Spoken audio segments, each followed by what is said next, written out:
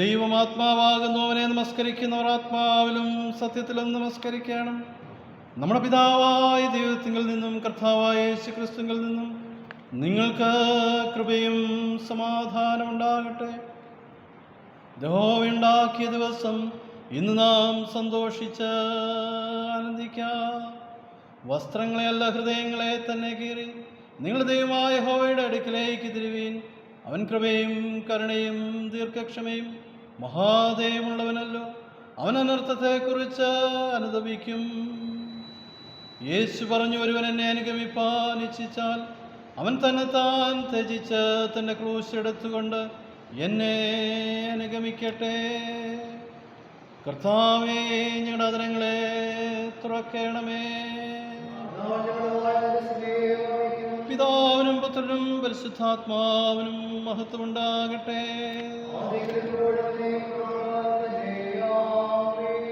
സർവശക്തനായ ദൈവമേ, നിനക്ക് സകല ഹൃദയങ്ങളും തുറന്നിരിക്കുന്നവയും സകല ആഗ്രഹങ്ങളും അറിയപ്പെട്ടവയും നിലനിന്ന രഹസ്യങ്ങളൊന്നും അറിവില്ലാത്തതുമാകുമല്ലോ.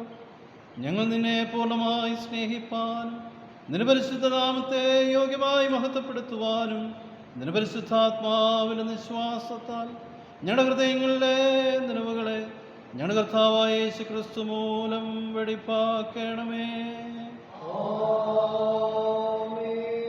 സൈന്യങ്ങളുടെ ദൈവമായ കർത്താവ് പരിശുദ്ധൻ പരിശുദ്ധൻ പരിശുദ്ധൻ. ആകാശവും ഭൂമിയും നിന്റെ മഹത്വം കൊണ്ട് നിറഞ്ഞിരിക്കുന്നു. മഹോന്നതനായ കർത്താവേ, നിനക്ക് മഹത്വമുണ്ടാകട്ടെ.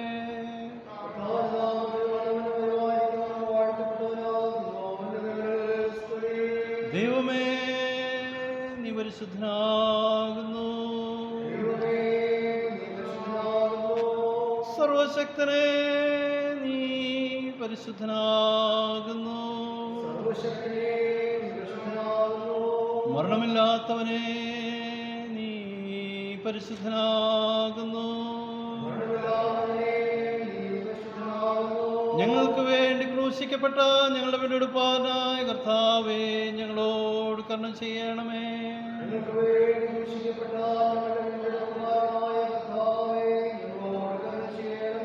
പരിശുദ്ധാത്മാവായ കർത്താവേ, ഞങ്ങളോട് കരുണ ചെയ്യണമേ.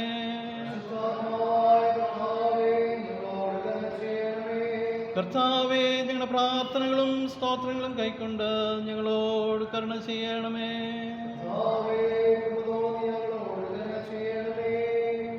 നമ്മുടെ കർത്താവായ യേശു ക്രിസ്തു അരുളി ചെയ്തത് ഇസ്രായേലേ കേൾക്കാം. നമ്മുടെ ദൈവമായ കർത്താവ് കർത്താവാകുന്നു.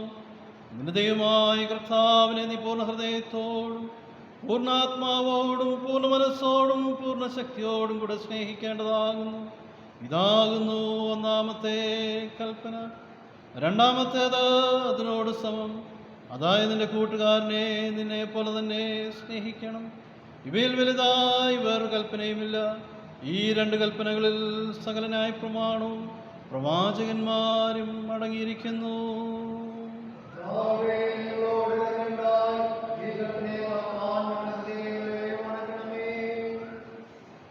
കർത്താവിൽ പ്രിയ സഹോദരീ സഹോദരന്മാരെ, ദൈവത്തിൻ്റെ ഏറ്റവും പരിശുദ്ധ വചനം കേൾപ്പാനും കർത്താവിൻ്റെ ശരീരരക്തങ്ങളെ കൈക്കൊള്ളുവാനും നാം ഒരുമിച്ച് വന്നിരിക്കുന്നു. അതിനാൽ നമുക്ക് മുട്ടുകുത്തി മൗനമായി നമ്മെ തന്നെ ശോധന ചെയ്ത് വിശ്വാസത്തോടും അനുതാപത്തോടും അവങ്കിലേക്ക് സമീപിക്കുന്നതിന് ദൈവകൃപ അന്വേഷിക്കാം.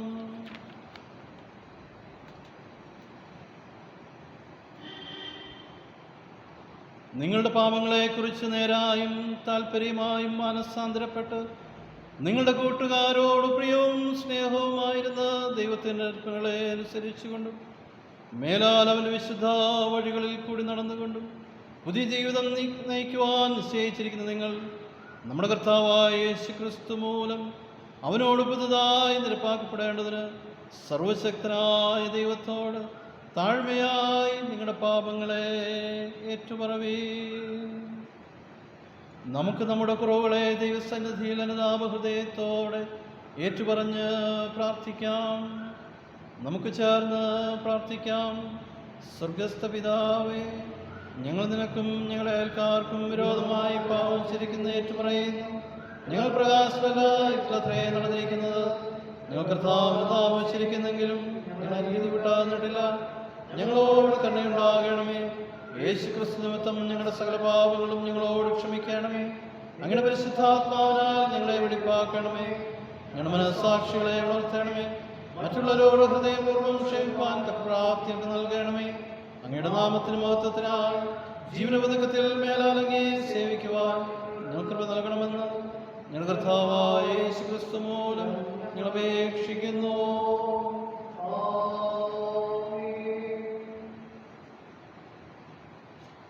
സത്യമായി ക്രിസ്തുവിൽ കൂടെ തങ്ങളിലേക്ക് തിരിയുന്ന എല്ലാവരോടുമുള്ള ദൈവത്തിൻ്റെ കൃപാമൊഴികൾ അധ്വാനിക്കുന്നവരും ഭാരം ചുമക്കുന്നവരുമായുള്ളവരെ എല്ലാവരും എൻ്റെ അടുക്കൽ വരുവീൻ, ഞാൻ നിങ്ങളെ ആശ്വസിപ്പിക്കും. ഒരുത്തൻ പാപം ചെയ്തുവെങ്കിലോ നീതിമാനായ യേശു ക്രിസ്തു എന്ന കാര്യസ്ഥൻ നമുക്ക് പിതാവിൻ്റെ അടുക്കലുണ്ട്. അവൻ നമ്മുടെ പാപങ്ങൾക്ക് പ്രായശ്ചിത്തമാകുന്നു.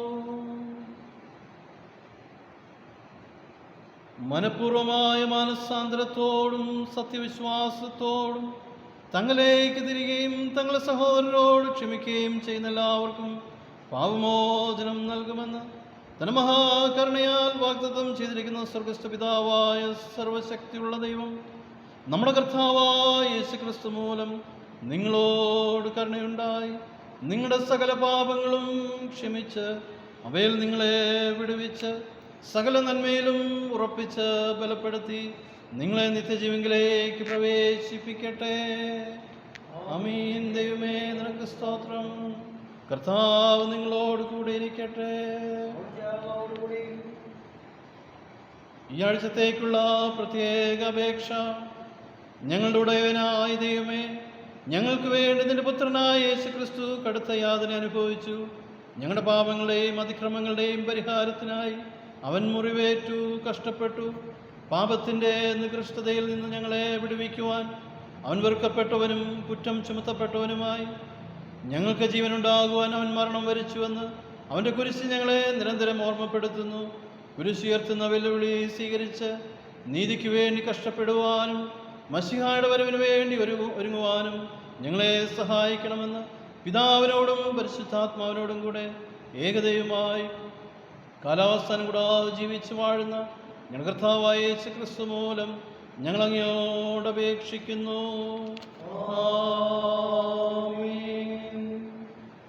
നമുക്കെല്ലാവർക്കും എഴുന്നേറ്റ് നിൽക്കാം. ഇന്ന് കാലത്തേക്ക് നിശ്ചയിച്ചിരിക്കുന്ന പ്രത്യേക സങ്കീർത്തനം 73-ാം സങ്കീർത്തനം.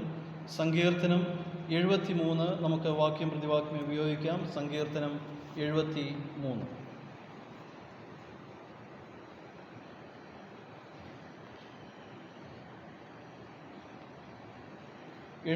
ാം സങ്കീർത്തനം വാക്യം പ്രതിവാക്യമായി ഉപയോഗിക്കാം. ദൈവം ഇസ്രായേലിലെ നിർമ്മല ഹൃദയമുള്ളവർക്ക് തന്നെ നല്ലവനാകുന്നു നിശ്ചയം. ദുഷ്ടന്മാരുടെ സൗഖ്യം കണ്ടിട്ട് എനിക്ക് അഹങ്കാരികളോട് അസൂയ തോന്നി. അവർ മർത്യരെ പോലെ കഷ്ടത്തിലാകുന്നില്ല, മറ്റു മനുഷ്യരെ പോലെ ബാധിക്കപ്പെടുന്നതുമില്ല.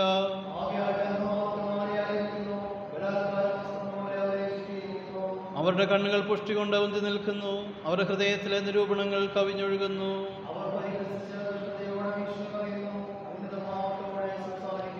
അവർ വായ ആകാശത്തോളം ഉയർത്തുന്നു, അവരുടെ നാവ് ഭൂമിയിൽ സഞ്ചരിക്കുന്നു.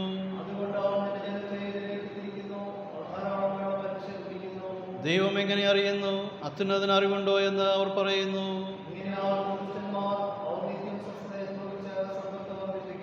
എന്നാൽ ഞാൻ എൻ്റെ ഹൃദയത്തെ ശുദ്ധീകരിച്ചതും എൻ്റെ കൈകളെ കുറ്റവുമില്ലായ്മയിൽ കഴുകിയതും വ്യർത്ഥമാത്രേ. ഞാനിങ്ങനെ സംസാരിപ്പാൻ വിചാരിച്ചുവെങ്കിൽ ഇതാ ഞാൻ നിന്റെ മക്കളുടെ തലമുറയോട് ദ്രോഹം ചെയ്യുമായിരുന്നു. ഒടുവിൽ ഞാൻ ദൈവത്തിൻ്റെ വിശുദ്ധ മന്ദിരത്തിൽ ചെന്ന് അവരുടെ അന്തം എന്താകുമെന്ന് ചിന്തിച്ചു. എത്ര ക്ഷണത്തിൽ അവർ ശൂന്യമായി പോയി, അവർ മരിച്ചകളാൽ ശേഷം മുടിഞ്ഞു പോയിരിക്കുന്നു.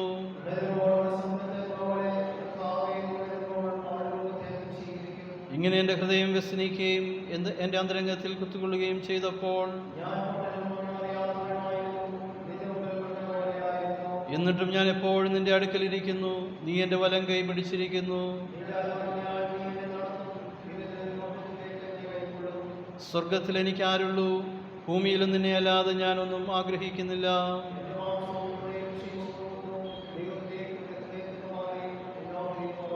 ഇതാ നിന്നോടകന്നിരിക്കുന്നവർ നശിച്ചു പോകും. നിന്നെ വിട്ട് പരസംഗം ചെയ്യുന്ന എല്ലാവരെയും നീ സംഹരിക്കും.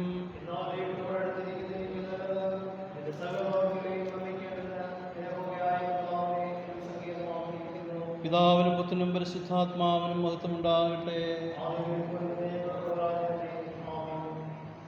നിൽക്കുമ്പോൾ തന്നെ ഇന്ന് കാലത്തേക്ക് നിശ്ചയിച്ചിരിക്കുന്ന പ്രത്യേക സുവിശേഷ വേദഭാഗം വായിച്ച് കേൾക്കാം.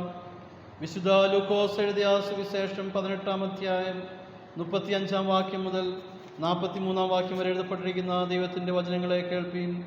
വിശുദ്ധ ലൂക്കോസ് എഴുതിയ സുവിശേഷം 18-ാം അധ്യായം 35-ാം വാക്യം മുതൽ 43 വാക്യം വരെ എഴുതപ്പെട്ടിരിക്കുന്ന ദൈവത്തിൻ്റെ ജീവനുള്ള വചനങ്ങൾ. അവൻ യെരിഹോവിനടുത്തപ്പോൾ ഒരു കുരുടൻ ഇരന്നുകൊണ്ട് വഴിയരികെ ഇരുന്നിരുന്നു. പുരുഷാരം കടന്നു പോകുന്നത് കേട്ടു. ഇതെന്തെന്ന് അവൻ ചോദിച്ചു. നസ്രയനായ യേശു കടന്നു പോകുന്നുവെന്ന് അവർ അവനോട് അറിയിച്ചു. അപ്പോൾ അവൻ, യേശുവേ, ദാവീദ് പുത്ര, എന്നോട് കരുണ തോന്നണമേ എന്ന് നിലവിളിച്ചു. മുന്നടക്കുന്നവർ അവനെ മിണ്ടാതിരിപ്പാൻ ശാസിച്ചു. അവനോ, ദാവീദ് പുത്ര, എന്നോട് കരുണ തോന്നണമേ എന്ന് ഏറ്റവും അധികം നിലവിളിച്ചു. യേശു നിന്നു അവനെ തൻ്റെ അടുക്കൽ കൊണ്ടുവരുവാൻ കൽപ്പിച്ചു. അവൻ അടുക്ക വന്നപ്പോൾ, ഞാൻ നിനക്ക് എന്ത് ചെയ്യണമെന്ന് ചോദിച്ചു. കർത്താവേ, എനിക്ക് കാഴ്ച കിട്ടണം എന്ന് അവൻ പറഞ്ഞു. യേശു അവനോട്, കാഴ്ച പ്രാപിക്ക, നിന്റെ വിശ്വാസം നിന്നെ രക്ഷിച്ചിരിക്കുന്നു എന്ന് പറഞ്ഞു. ക്ഷണത്തിൽ അവൻ കാഴ്ച പ്രാപിച്ചു. ദൈവത്തെ മഹത്വീകരിച്ചും കൊണ്ട് അവനെ അനുഗമിച്ചു. ജനമെല്ലാം കണ്ടിട്ട് ദൈവത്തിന് പുകഴ്ച കൊടുത്തു. ഇത് കർത്താവിൻ്റെ ജീവൻ നൽകുന്ന സുവിശേഷം. ക്രിസ്തുവേ, നിനക്ക് സ്തുതി ഉണ്ടായിരിക്കട്ടെ. എല്ലാവർക്കും ഇരിക്കും.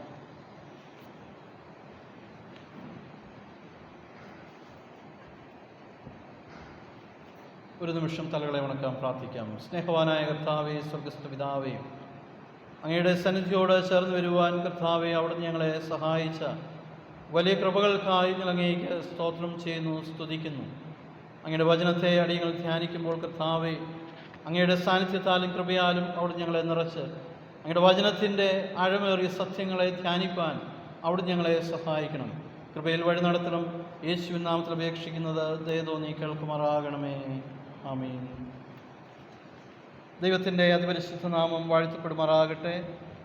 നമുക്കൊരുമിച്ച് ദൈവസന്നിധിയിലായിരിക്കാൻ സർവശക്തനായ ദൈവം ഇടയാക്കിയത് ഓർത്ത ദൈവത്തിന് സ്തോത്രം ചെയ്യും. ഒരു നോമ്പിൻ്റെ കാലഘട്ടത്തിൽ നാം ആയിരിക്കുമ്പോൾ നമ്മെ തന്നെ ദൈവസന്നിധിയിൽ വിനയപ്പെടുത്തുവാനും സർവശക്തനായ ദൈവം തുടർന്നും സഹായിക്കട്ടെ എന്ന് പ്രത്യേകമായിട്ട് പ്രാർത്ഥിക്കുകയും ചെയ്യുന്നു.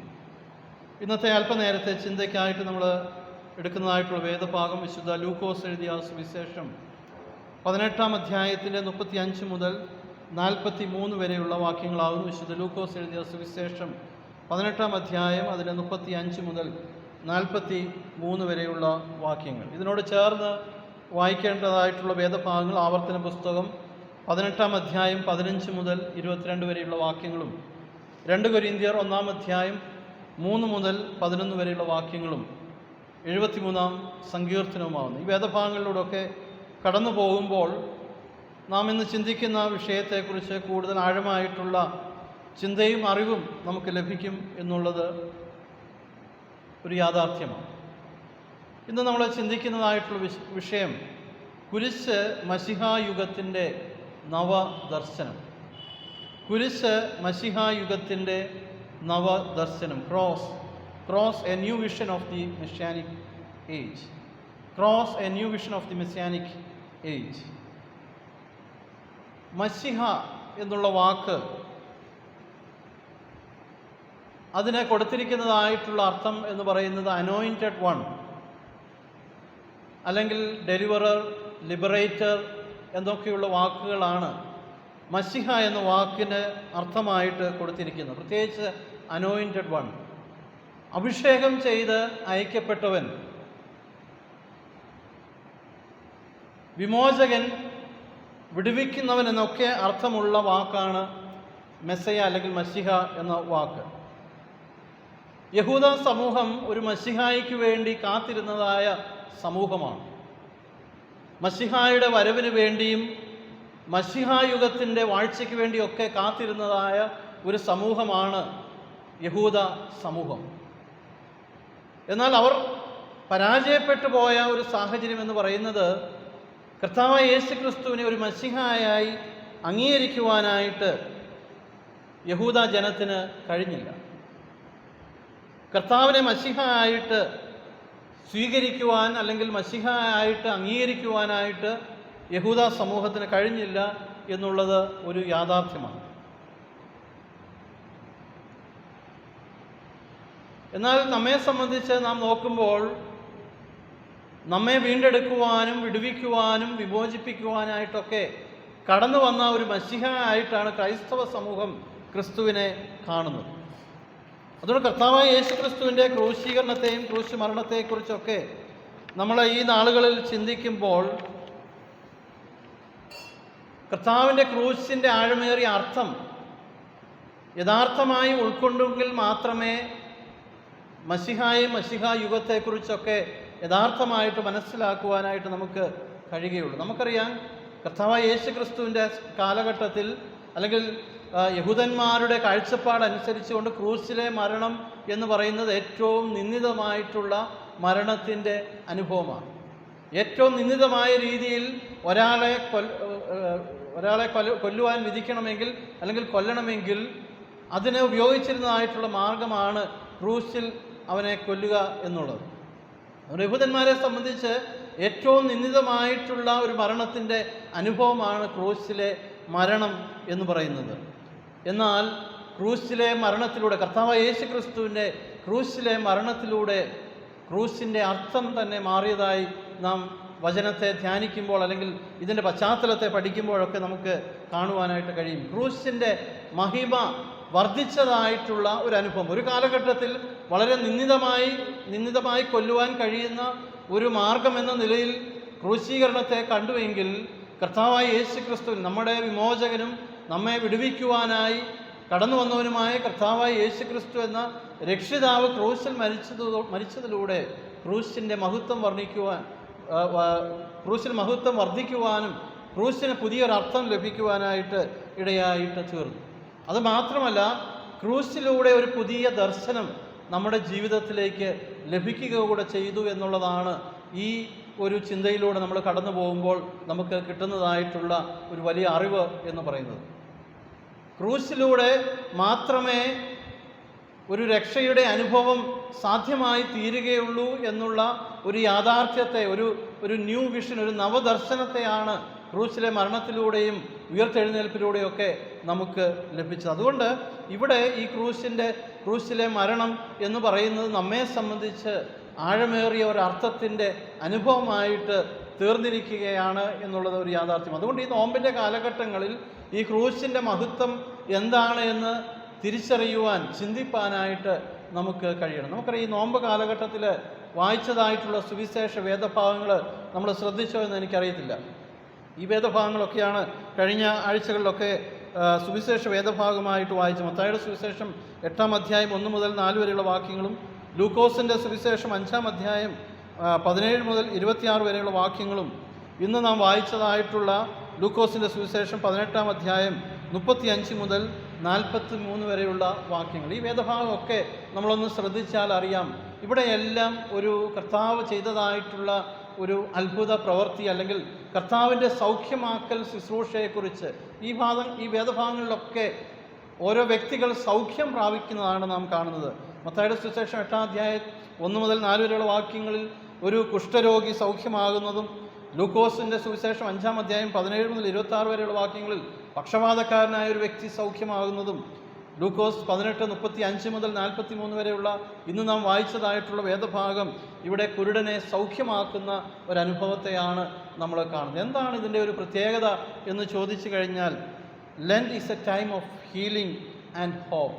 നോമ്പ് എന്ന് പറയുന്നത് ഒരു സൗഖ്യത്തിൻ്റെ അനുഭവം, ഒരു പ്രത്യാശയുടെ അനുഭവം നമുക്ക് നൽകുന്നതായിട്ടുള്ള നാളുകളാണ്. ഒരു സൗഖ്യത്തിൻ്റെ അനുഭവവും ഒരു പ്രത്യാശയുടെ അനുഭവവും നമുക്ക് നൽകുന്നതായിട്ടുള്ള ഒരു കാലഘട്ടമാണ് നോമ്പിൻ്റെ കാലഘട്ടം എന്ന് പറയുന്നത്. അതുകൊണ്ട് നാം ഈ നാളുകളിൽ വായിച്ച സുവിശേഷ വേദഭാഗങ്ങളിലൊക്കെ അവിടെയെല്ലാം ഒരു സൗഖ്യത്തിൻ്റേതായിട്ടുള്ള ഒരു അനുഭവവും, ഒരുപക്ഷെ സമൂഹത്തിൽ ഏറ്റവും തകർക്കപ്പെട്ട അനുഭവത്തിൽ കഴിഞ്ഞതായിട്ടുള്ള വ്യക്തികൾക്കോ സമൂഹത്തിനോ ഒരു പ്രത്യാശ നൽകുന്ന അനുഭവം ഒക്കെയാണ് ഈ സുവിശേഷ വേദഭാഗങ്ങളിലൊക്കെ നമ്മൾ കാണുന്നത്. നമ്മെ സംബന്ധിച്ച് ഈ നോമ്പിൻ്റെ കാലഘട്ടം എന്ന് പറയുന്നതും ഇതൊരു സൗഖ്യമാക്കപ്പെടുന്നതിൻ്റെ ഒരനുഭവമാണ്. നമുക്ക് പ്രത്യാശ നൽകുന്നതായിട്ടുള്ള ഒരനുഭവമാണ്, അല്ലെങ്കിൽ ഒരു സ്പിരിച്വൽ ഹീലിങ്ങിൻ്റെ, ഒരാത്മീയമായ സൗഖ്യത്തിൻ്റെ നാളുകളായിട്ട് തീരണം ഈ നോമ്പിൻ്റെ നാളുകൾ എന്നുള്ളത് നാം മനസ്സിലാക്കേണ്ടത് ആവശ്യമാണ്. അതുകൊണ്ട് ഞാൻ പറയുവാനായിട്ട് ശ്രമിക്കുന്നത്, ഈ ക്രൂശിനെക്കുറിച്ചുള്ള ധ്യാനങ്ങൾ, അത് നമ്മുടെ ബുധനാഴ്ചയുള്ള സന്ധ്യാ ആരാധനയിലായാലും തുടർന്ന് ഈ നാളുകളിലുള്ള നോമ്പിൻ്റെ ഞായറാഴ്ചകളുടെ ആരാധനകളിലായാലും അവിടെയെല്ലാം നമുക്ക് ലഭിക്കുന്നതായ സന്ദേശം എന്ന് പറയുന്നത്, it's A time of spiritual healing. ഇതൊരു ആത്മീയമായിട്ടുള്ള സൗഖ്യത്തിൻ്റെ നാളുകളായിട്ട് തീരേണ്ടത് ആവശ്യമാണ്. നമ്മുടെ ഉള്ളിൽ പ്രത്യാശയുടെ അനുഭവം വർദ്ധിക്കേണ്ടതായിട്ടുള്ള നാളുകളാണ്. ക്രൂശിലെ മരണത്തിലൂടെ കർത്താവായ യേശുക്രിസ്തുവിൻ്റെ ഉയർത്തെഴുന്നേൽപ്പിലൂടെ ഒരു പുതിയ പ്രത്യാശയുടെ അനുഭവമാണ് നമ്മുടെ ജീവിതത്തിൽ കർത്താവ് നൽകിയിരിക്കുന്നത്. അതിനെ ധ്യാനിച്ചുകൊണ്ട് മുന്നോട്ട് പോകുവാനായിട്ടാണ് നമുക്ക് കഴിയേണ്ടത്. ഇന്ന് നമ്മൾ വായിച്ച വേദഭാഗം ലൂക്കോസിൻ്റെ സുവിശേഷം 18-ാം അധ്യായം 35 മുതൽ 43 വരെയുള്ള വാക്യങ്ങളിലേക്ക് നമ്മൾ കടന്നു പോകുമ്പോൾ അവിടെ നാം കാണുന്നത് ഒരു കുരുടനായ മനുഷ്യനെ കുറിച്ചാണ്. എന്താണ് ഈ കുരുടൻ്റെ പ്രത്യേകത എന്നുള്ളത് അവിടെ വളരെ വ്യക്തമായിട്ട് അതിൻ്റെ ആദ്യത്തെ വാക്കുകളിൽ എഴുതിയിട്ടുണ്ട്. ഈ കുരുടനെ സംബന്ധിച്ച് പറയുന്നത് അവൻ വഴിയരികെ ഇരുന്നുകൊണ്ട് ഇരുന്നിരുന്നു, അല്ലെങ്കിൽ ഭിക്ഷ യാചിച്ചുകൊണ്ട് വഴിയരികിൽ ഇരുന്നതായിട്ടുള്ള ഒരു വ്യക്തിയായിരുന്നു ഈ കുരുടൻ. അതുമാത്രമല്ല, മറ്റു ചില പ്രത്യേകതകളൂടെ ഈ കുരുടൻ്റെ ജീവിതത്തിൽ നമ്മൾ കാണുന്നുണ്ട്. ഒരുപക്ഷെ ചില കേട്ടുകേൾവികളിൽ മാത്രം വിശ്വസിച്ച് പോന്നിരുന്നതായിട്ടുള്ള ഒരു വ്യക്തിയാണ്. അവന് ഒരുപക്ഷെ ഈ കർത്താവിനെക്കുറിച്ച് ഒരു കേൾവി മാത്രമേ ഉള്ളൂ. കാരണം സ്വന്തം കണ്ണാൽ ഈ കർത്താവിനെ കാണുവാൻ, യേശുവിനെ കാണുവാനായിട്ട് അവന് കഴിഞ്ഞിട്ടില്ല. എന്നാൽ ഒരുപക്ഷെ ഈ കർത്താവിനെക്കുറിച്ച് അവൻ ഈ നാളുകളിൽ കേട്ടിട്ടുണ്ട് എന്നുള്ളത് തുടർന്നുള്ള അവൻ്റെ സംഭാഷണത്തിൽ നിന്ന് നമുക്ക് ലഭിക്കുന്നതായിട്ടുള്ള ഒരു അനുഭവമാണ്. നമ്മൾ വായിച്ച സുവിശേഷ വേദഭാഗത്തിൽ അതിൻ്റെ 18-ാം അധ്യായത്തിന് 35-ാം വാക്യത്തിൽ പറയുന്നു, അവൻ എരിഹോവിന് അടുത്തപ്പോൾ ഒരു കുരുടൻ ഇരുന്നുകൊണ്ട് വഴിയരികെ ഇരുന്നിരുന്നു. പുരുഷാരൻ കടന്നു പോകുന്നത് കേട്ടു. ഇതെന്ത് എന്ന് അവൻ ചോദിച്ചു. നസ്രയനായ യേശു കടന്നു പോകുന്നുവെന്ന് അവർ അവനോട് അറിയിച്ചു. അപ്പോൾ ഒരുപക്ഷെ കേട്ടുകേൾവി മാത്രം ഉണ്ടായിരുന്നതായിട്ടുള്ള ഒരു വ്യക്തിയായിരുന്നു യേശു അവനെ സംബന്ധിച്ച്. എന്നാൽ നമ്മളിവിടെ കാണുന്ന ഈ കുരുടൻ്റെ പ്രത്യേകത എന്ത് എന്ന് ചോദിച്ചാൽ അവനിവിടെ അന്വേഷിക്കുകയാണ്. ആരാകുന്നു ഇതുവഴി കടന്നു പോകുന്നത് എന്ന് അന്വേഷിക്കുന്നതായിട്ടുള്ള ഒരു കുരുടനെ നമുക്ക് ഇവിടെ കാണുവാനായിട്ട് കഴിയും. അന്വേഷിച്ച് അറിയുവാനായിട്ടുള്ള ഒരു മനോഭാവം ഉള്ളതായ വ്യക്തി, കുരുടനായ വ്യക്തി, ഭിക്ഷക്കാരനായ വ്യക്തി, ജീവിതത്തിൽ ഒരുപക്ഷെ തകർക്കപ്പെട്ട അനുഭവത്തിൽ കഴിഞ്ഞതായിട്ടുള്ള ഒരു വ്യക്തിയെ നാം ഇവിടെ കാണുകയാണ്. അന്വേഷിച്ച് അറിയുവാൻ ശ്രമിക്കുന്നതായിട്ടുള്ള ഒരു വ്യക്തിയെ നാം ഇവിടെ കാണുകയാണ്. പ്രിയമുള്ളവരെ, ഞാനും നിങ്ങളുമൊക്കെ കർത്താവിൻ്റെ വരവിന് വേണ്ടി, കർത്താവിൻ്റെ രണ്ടാമത്തെ വരവിന് വേണ്ടി ഒരുങ്ങി കാത്തിരിക്കുന്നതായിട്ടുള്ള ഒരു ജനസമൂഹമാണ്. ഒരുപക്ഷെ ഈ നാളുകളിലൊക്കെ നമുക്ക് ചില കേട്ടുകേൾവികൾ മാത്രമേ ഉണ്ടായിരിക്കുകയുള്ളൂ. ഒരുപക്ഷെ ഈ നാളുകളിൽ ഈ കർത്താവിനെ നമുക്ക് അനുഭവിച്ചറിയുവാനായിട്ടൊക്കെ സാധിച്ചിട്ടുണ്ടായിരിക്കാം.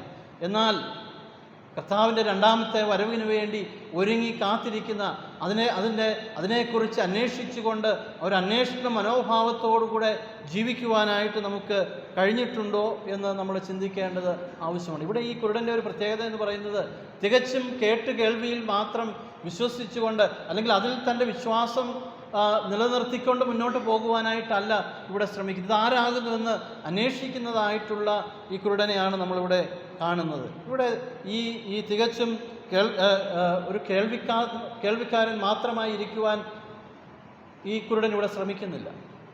അതിലെ ആരാണ് സഞ്ചരിച്ച് പോകുന്നത്, അതിലെ ആരാണ് കടന്നു പോകുന്നത് എന്ന് അന്വേഷിച്ച് അത് അന്വേഷണത്തിലൂടെ തനിക്ക് ലഭിച്ചതായിട്ടുള്ള ഉത്തരം കേട്ടുകൊണ്ട് അവിടെ ഇരിക്കുവാനായിട്ടല്ല ഈ കുരുടനായ മനുഷ്യൻ ശ്രമിച്ചത്.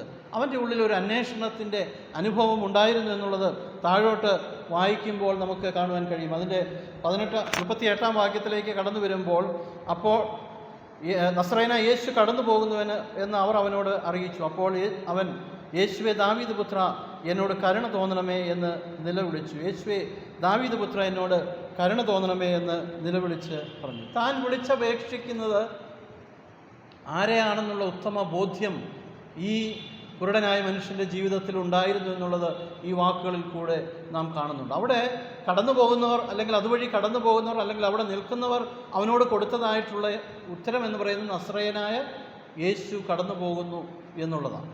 എന്നാൽ ഇവിടെ ഈ കുരുടൻ യേശുവിനെ അഭിസംബോധന ചെയ്യുന്നത് നസ്രയനായ യേശു എന്നുള്ളതല്ല, മറിച്ച് ദാവീദ് പുത്ര, എന്നോട് കരുണ തോന്നണമേ. ഒരുപക്ഷെ കേട്ടുകേൾവി മാത്രം ഉണ്ടായിരുന്നതായിട്ടുള്ള നസ്രയനായ യേശുവിനെ ഒരുപക്ഷെ അവൻ്റെ ജീവിതത്തിൽ അവൻ കുറച്ചുകൂടെ ആഴത്തിൽ അറിഞ്ഞിരുന്നു, മനസ്സിലാക്കിയിരുന്നു എന്നുള്ളതാണ് ഈ വാക്കുകളിലൂടെ നമുക്ക് ലഭിക്കുന്നതായിട്ടുള്ള ഒരു ചിന്ത എന്ന് പറയുന്നത്. അവൻ ദാവീദ് പുത്രനാണ് എന്നുള്ള ഒരു ചിന്ത അവൻ്റെ ഉള്ളിൻ്റെ ഉള്ളിൽ ഉണ്ടായിരുന്നു എന്നുള്ളത് ഒരു യാഥാർത്ഥ്യമാണ്. അവന് തീർച്ചയായിട്ടും കടന്നു പോകുന്നത് ആരെന്ന് അന്വേഷിച്ചുകൊണ്ട് കടന്നു പോകുന്നവന് തൻ്റെ ജീവിതത്തിൽ ചിലതൊക്കെ ചെയ്യുവാൻ കഴിയുമെന്നുള്ള ബോധ്യത്തോടുകൂടെ ജീവിച്ച വ്യക്തിയാണ് ഈ കുരുടനായ വ്യക്തി എന്നുള്ളത് ഈ വേദഭാഗത്തിൽ അവൻ്റെ വാക്കുകളിലൂടെ കർത്താവേ ദാവീദ് പുത്ര എന്നോട് കരുണ തോന്നണമേ എന്ന് അപേക്ഷിക്കുന്നതിലൂടെ ഈ അവൻ്റെ അന്വേഷണം ഒരുപക്ഷെ ഫലപ്രാപ്തിയിലേക്ക് എത്തുന്നതായിട്ടുള്ള അനുഭവമാണ് ഈ സുവിശേഷ വേദഭാഗത്തിൻ്റെ തുടർന്നുള്ള വാക്കുകളിൽ നമുക്ക് കാണുവാൻ കഴിയുന്നത്. അതുകൊണ്ട് ഇവിടെ ഒരുപാട് തന്നെ തടസ്സപ്പെടുത്തുന്ന ഒരുപാട് അനുഭവങ്ങൾ വേദഭാഗത്തിൽ പറയുന്നുണ്ട്. മുന്നടക്കുന്നവർ അവനെ തടയുവാനായിട്ട് ശ്രമിക്കുന്നുണ്ട്. എന്നാൽ വീണ്ടും അവനെ നിലവിളിച്ചുകൊണ്ട് കർത്താവേ ദാവീദ് പുത്ര എന്നോട് കരുണ തോന്നണമേ എന്ന് ദൈവസന്നിധിയിൽ അല്ലെങ്കിൽ യേശുവിൻ്റെ സന്നിധിയിൽ യാചിക്കുന്നതായിട്ട് നമ്മൾ കാണുന്നുണ്ട്. തടസ്സങ്ങളെയൊക്കെ അതിജീവിച്ചുകൊണ്ട് അന്വേഷിച്ച് യേശുവിൻ്റെ അരികിലേക്ക് കടന്നു ചെല്ലുന്നതായിട്ടുള്ള കുരുടനായ വ്യക്തിയെ നാം ഇവിടെ ഈ വേദഭാഗത്ത് കാണുകയാണ്. പ്രിയമുള്ളവരെ, നമ്മുടെ ജീവിതത്തിലേക്ക് നമ്മളൊന്ന് ചിന്തിക്കേണ്ടത് ആവശ്യമാണ്. നമ്മളൊക്കെ ഒരുപക്ഷെ കാഴ്ചയുള്ളവരായിരിക്കാം, എന്നാൽ നമുക്കൊരു ഉൾക്കാഴ്ച ജീവിതത്തിൽ ഇല്ല എന്നുള്ളത് ഒരു യാഥാർത്ഥ്യമാണ്. ഈ വ്യക്തിക്ക് തൻ്റെ ജീവിതത്തിൽ കാഴ്ചയുടെ പരിമിതികൾ ഉണ്ടായിരുന്നുവെങ്കിലും ഒരു ഉൾക്കാഴ്ച അവൻ്റെ ജീവിതത്തിലുണ്ടായിരുന്നു. യേശു ആരെന്ന് അവന് യഥാർത്ഥമായിട്ട് ഒരുപക്ഷെ തിരിച്ചറിഞ്ഞിരിക്കുന്നു. അവൻ ദാവീദ് പുത്രനാണെന്നും അവൻ എൻ്റെ ജീവിതത്തിൽ ചില മാറ്റങ്ങൾ വരുത്തുവാൻ കഴിയുമെന്നുള്ള ഒരു ഉൾക്കാഴ്ച അവൻ്റെ ജീവിതത്തിൽ ഉണ്ടായിരുന്നു എന്നുള്ളത് ഒരു യാഥാർത്ഥ്യമാണ്. ഈ നാളുകളിൽ നാം ചിന്തിക്കുമ്പോൾ നമ്മോട് നാം ചോദിക്കേണ്ടുന്ന ഒരു ചോദ്യം ഇതാണ്. ഒരുപക്ഷെ വ്യക്തമായ കാഴ്ചകൾ നമുക്കുണ്ടായിരിക്കാം, എന്നാൽ കാഴ്ചപ്പാട് നഷ്ടപ്പെട്ടവരായി ഒരു ഉൾക്കാഴ്ച ഇല്ലാത്തവരായിട്ടാണോ ഞാനും നിങ്ങളുമൊക്കെ ജീവിക്കുന്നത് എന്നുള്ള ഒരു ചോദ്യം നമ്മളോട് തന്നെ നമുക്ക് ചോദിക്കുവാനായിട്ട് കഴിയേണ്ടത് ആവശ്യമാണ്. ഇവിടെ തടസ്സങ്ങളെയൊക്കെ അതിജീവിച്ചുകൊണ്ട് ദാവീദ് പുത്രനായ യേശുവിൻ്റെ അരികിലേക്ക് ഒരു സൗഖ്യം പ്രാപിക്കുവാനായിട്ട് കടന്നു ചെല്ലുന്നതായിട്ടുള്ള കുരുടനായ വ്യക്തി നമ്മുടെ ജീവിതത്തിൽ ഉയർത്തുന്നതായിട്ടുള്ള ഒരു ചോദ്യം, പരിമിതികൾക്ക് അപ്പുറമായിട്ട് യേശുവിനെ അറിയുവാനായിട്ട് ഞാനും നിങ്ങളും ശ്രമിച്ചിട്ടുണ്ടോ എന്നുള്ള ഒരു ചോദ്യമാണ് ഈ വ്യക്തി ഇവിടെ ഉയർത്തുന്നത്. അവൻ്റെ ഈ അന്വേഷണവും അവൻ്റെ ഉൾക്കാഴ്ചയും ഒക്കെ എന്തിലേക്കാണ് നയിച്ചതെന്നുള്ളത് തുടർന്ന് താഴോട്ട് വായിക്കുമ്പോൾ നാം കാണുന്നുണ്ട്. അവൻ സൗഖ്യം പ്രാപിക്കുവാനുള്ള അനുഭവത്തിലേക്ക് അവൻ കടന്നു ചെല്ലുകയാണ്. ഒരു സൗഖ്യത്തിൻ്റെ അനുഭവത്തിലേക്ക് അവൻ കടന്നു ചെല്ലുകയാണ്. അവൻ്റെ ഉൾക്കാഴ്ച അവനെ ഒരു അനുഗ്രഹത്തിൻ്റെ ഒരു സൗഖ്യത്തിൻ്റെ അനുഭവത്തിലേക്ക് അവനെ കൊണ്ടെത്തിക്കുകയാണ് എന്നുള്ളത് ഈ വേദഭാഗത്ത് നമ്മെ വളരെ വ്യക്തമായിട്ട് പഠിപ്പിക്കുക. കർത്താവിൻ്റെ വരവിന് വേണ്ടി ഞാനും നിങ്ങളുമൊക്കെ ഒരുങ്ങി കാത്തിരിക്കുന്നവരാകുന്നുവെങ്കിൽ ഈ ഒരു അന്വേഷണത്തിൻ്റെ അനുഭവം നമ്മുടെ ജീവിതത്തിൽ ഉണ്ടാകേണ്ടത് ആവശ്യമാണ്. യേശു ആരാണ് എന്നുള്ള യഥാർത്ഥമായ തിരിച്ചറിവിലേക്ക് ഞാനും നിങ്ങളും വന്നിട്ടുണ്ടോ എന്നുള്ള ഒരു അന്വേഷണം നമ്മുടെ ജീവിതത്തിൽ എപ്പോഴും നാം നടത്തേണ്ടത് ആവശ്യമാണ്. കർത്താവിൻ്റെ അല്ലെങ്കിൽ മശിഹായുടെ യുഗത്തിനു വേണ്ടി, മശിഹായുടെ വരവിന് വേണ്ടി ഞാനും നിങ്ങളും കാത്തിരിക്കുമ്പോൾ എത്രത്തോളം ഒരുക്കത്തോടു കൂടെയാണ് നമ്മൾ കാത്തിരിക്കുന്നതെന്നുള്ള ആ ഒരു ചിന്ത നമ്മുടെ ജീവിതത്തിൽ എപ്പോഴും നമ്മെ ഭരിക്കേണ്ടത് ആവശ്യമാണ്. മൂന്നാമത് നമ്മളിവിടെ കാണുന്ന ഒരനുഭവം എന്ന് പറയുന്നത് ഈ വ്യക്തിയുടെ തുടർച്ചയായിട്ടുള്ള അന്വേഷണം അല്ലെങ്കിൽ യേശുവിൻ്റെ അരികിലേക്ക് കടന്നു ചെല്ലുവാനായിട്ടുള്ള താല്പര്യം അവനെ ഒരു സൗഖ്യത്തിലേക്ക് നയിച്ചുവെങ്കിൽ അതുകൊണ്ട് കാര്യങ്ങൾ അവിടെ അവസാനിക്കുന്നില്ല. 42-43 വാക്യങ്ങൾ ഇങ്ങനെ പറയുന്നു. യേശു അവനോട് കാഴ്ച പ്രാപിക്കാം, നിന്റെ വിശ്വാസം നിന്നെ രക്ഷിച്ചിരിക്കുന്നു എന്ന് പറഞ്ഞു. ക്ഷണത്തിൽ അവൻ കാഴ്ച പ്രാപിച്ചു, ദൈവത്തെ മഹത്വീകരിച്ചുകൊണ്ട് അവനെ അനുഗമിച്ചു. ജനമെല്ലാം കണ്ടിട്ട് ദൈവത്തിന് പുകഴ്ച കൊടുത്തു. 2-3 കാര്യങ്ങൾ ഇവിടെ സംഭവിക്കുകയാണ്. ഒന്ന്, അവൻ കാഴ്ച പ്രാപിച്ചു, അവന് സൗഖ്യമുണ്ടായി. അതുമാത്രമല്ല, അവൻ ദൈവത്തെ മഹത്വീകരിച്ചു.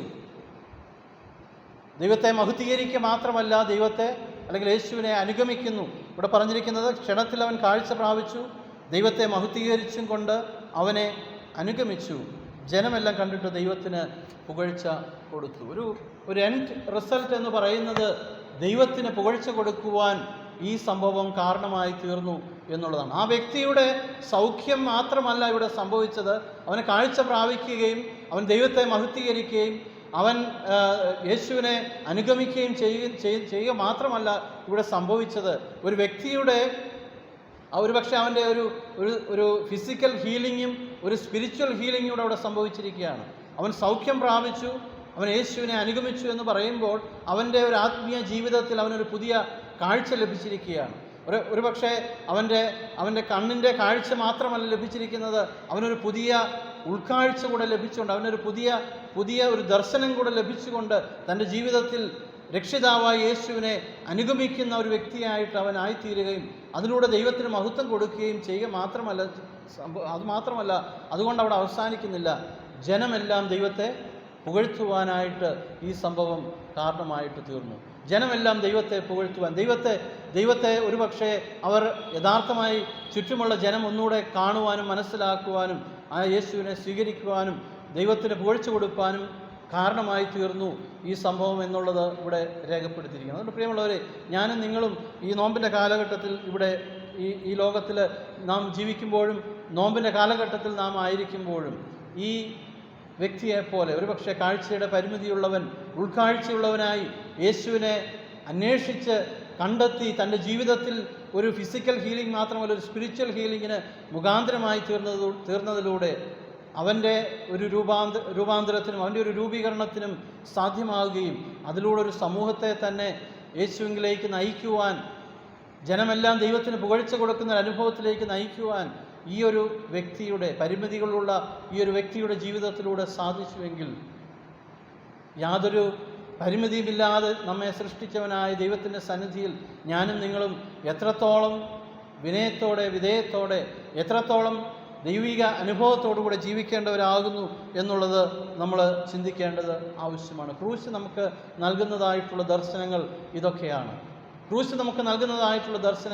ഇതൊക്കെയാണ്. ഒരു വീണ്ടെടുപ്പും, ക്രൂശ് നമുക്ക് നൽകുന്ന സന്ദേശം ഒരു വീണ്ടെടുപ്പും വിമോചനവും, അതിലൂടെ യേശുവിൻ്റെ ആ മുന്നോട്ടുള്ള കർത്താവിനോട് ചേർന്നുള്ള നമ്മുടെ ജീവിതത്തിലേക്ക് നമ്മെ നയിക്കുവാനായിട്ടുള്ള ഒരു പുതിയ ദർശനം കൂടെയാണ് ഈ വചനത്തിലൂടെ നമുക്ക് നൽകുന്നത്. അതുകൊണ്ട് പ്രിയമുള്ളവരെ, നമ്മുടെ ജീവിതത്തെ ദൈവത്തിൻ്റെ സന്നിധിയിൽ ഈ നാളുകളിൽ നമുക്ക് ഏൽപ്പിച്ചു കൊടുക്കാം. പരിമിതികൾക്കപ്പുറമായി യേശു ആരെന്ന് തിരിച്ചറിഞ്ഞുകൊണ്ട് ആ യേശുവിൻ്റെ സന്നിധിയിൽ നമ്മെ തന്നെ വിധേയപ്പെടുത്തിക്കൊണ്ട് നമ്മുടെ വിമോചകനും നമ്മുടെ രക്ഷിതാവും നമ്മെ വീണ്ടെടുപ്പുകാരനുമായ ക്രിസ്തുവിൻ്റെ ഉത്തമ സാക്ഷികളായി ജീവിച്ചുകൊണ്ട് ഈ ലോകത്തിന് ഒരു പുതിയ ദർശനം നൽകുവാൻ, ഒരു മശിഹാ യുഗത്തിനു വേണ്ടി ഈ സമൂഹത്തെ ഒരുക്കുവാനായിട്ടുള്ള വലിയ ഉത്തരവാദിത്വത്തെ ഏറ്റെടുത്തുകൊണ്ട് ജീവിപ്പാൻ സർവശക്തനായ ദൈവം നമ്മെ ഇടയാക്കട്ടെ.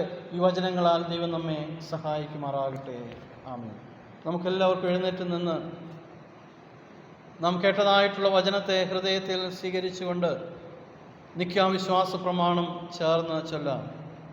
സർവശക്തിയുള്ള പിതാവായി ആകാശത്തെയും ഭൂമിയെയും കാണപ്പെടുന്നവയും കാണപ്പെടാത്തതുമായുള്ള സകലത്തെയും സൃഷ്ടിക്കനായ ദൈവത്തിൽ ഞാൻ വിശ്വസിക്കുന്നു. ദൈവത്തിൻ്റെ ഏകജാതനായ പുത്രനായ കർത്താവായ യേശുക്രിസ്തുവിൽ ഞാൻ വിശ്വസിക്കുന്നു. അവൻ സർവ്വലോകർക്കും പിതാവിൽ നിന്ന് ജനിക്കപ്പെട്ടവൻ, ദൈവത്തിൽ നിന്ന് ദൈവം, പ്രകാശം, സത്യദൈവത്തിൽ നിന്ന് സത്യദൈവം, ജനിക്കപ്പെട്ടവനുണ്ടാക്കപ്പെട്ടവനല്ല, പിതാവിനോട് ഏകത്വമുള്ളവൻ, അവനാൽ സകലവും ഉണ്ടായി. അവൻ മനുഷ്യരായ നമുക്കും നമ്മുടെ രക്ഷയ്ക്കും വേണ്ടി സ്വർഗത്തിൽ നിറങ്ങി പരിശുദ്ധാത്മാവിനാൽ കനുവരിച്ച് മനുഷ്യനായി തീർന്നു. പൊന്തിയോസ് പിലാത്തോസ് നമുക്ക് വേണ്ടി ക്രൂശിക്കപ്പെട്ടു. അവൻ കഷ്ടപ്പെട്ടു, അടക്കപ്പെട്ടു. തിരുവചന പ്രകാരം 1-ാം ദിവസം ഉയർന്നേറ്റ് സ്വർഗത്തിലേക്ക് കയറി പിതാവിൻ്റെ വലത്തുഭാഗത്തിരിക്കുന്നു. അവൻ ജീവനുള്ളവരെയും മരിച്ചവരെയും ന്യായവിധിപ്പാൻ മഹത്വത്തോടെ വീണ്ടും വരും. അവൻ്റെ രാജ്യത്തിന് അവസാനം ഉണ്ടാകുകയില്ല.